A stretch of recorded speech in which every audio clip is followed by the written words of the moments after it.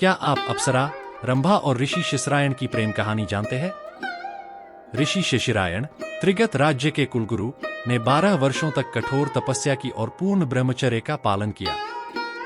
एक दिन किसी ने उनका अपमान करते हुए उन्हें नपुंसक कह दिया। इससे आहत होकर उन्होंने प्रण लिया कि वे ऐसे पुत्र को जन्म देंगे जिसे संसार में कोई भी पराजित नहीं कर सकेगा। उन्होंने भगवान शिव की आराधना शुरू की। ऋषि की कठोर तपस्या से प्रसन्न होकर भगवान शिव ने उन्हें दर्शन दिए और अजेय पुत्र प्राप्ति का वरदान दिया। इस वरदान के प्रभाव से ऋषि शिशिरायण का रूप भी अत्यंत सुंदर हो गया। एक दिन जब वे एक झरने के पास से गुजर रहे थे, उनकी दृष्टि एक सुंदर स्त्री पर पड़ी जो जल क्रीड़ा कर रही थी। वह स्त्री और कोई नहीं बल्कि स्वर्ग की अप्सरा रंभा थी। जैसे ही रंभा ने ऋषि शिशिरायण को देखा, वह भी उनके अद्वितीय सौंदर्य पर मोहित हो गई। दोनों के मिलन से एक शक्तिशाली पुत्र का जन्म हुआ, जिसका नाम कालेवन रखा गया। रंभा ने पुत्र को ऋषि शिशिरायण को सौंप दिया और स्वयं स्वर्ग लोक लौट गई। यह कथा पौराणिक ग्रंथों और लोक कथाओं में वर्णित है।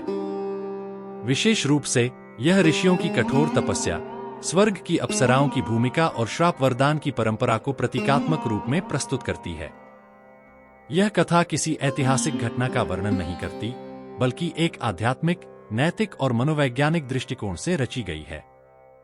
इसमें ऋषि शिशिरायण की कठोर तपस्या यह दर्शाती है कि दृढ़ इच्छा शक्ति और आत्मनियंत्रण के बल पर कोई भी व्यक्ति अपने लक्ष्य को प्राप्त कर सकता है।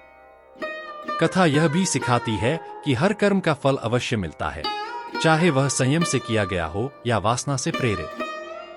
यह कथा गूढ़ प्रतीकों और आध्यात्मिक संदेशों से युक्त है, परंतु यह सनातन धर्म का ऐतिहासिक विवरण नहीं है, बल्कि एक पौराणिक और शिक्षाप्रद प्रतीकात्मक कथा है, जिसका उद्देश्य है जीवन के गहरे सत्यों को रूपक शैली में प्रस्तुत करना। यदि आप ऐसी और भी सनातन परंपरा से जुड़ी गूढ़, गहन और प्रेरक कथाएं जानना चाहते हैं, तो हमारे चैनल से जुड़े और सब्सक्राइब करना न भूलें। आपके समर्थन से हमें सनातन की सच्ची शिक्षाओं को और अधिक लोगों तक पहुंचाने में मदद मिलेगी।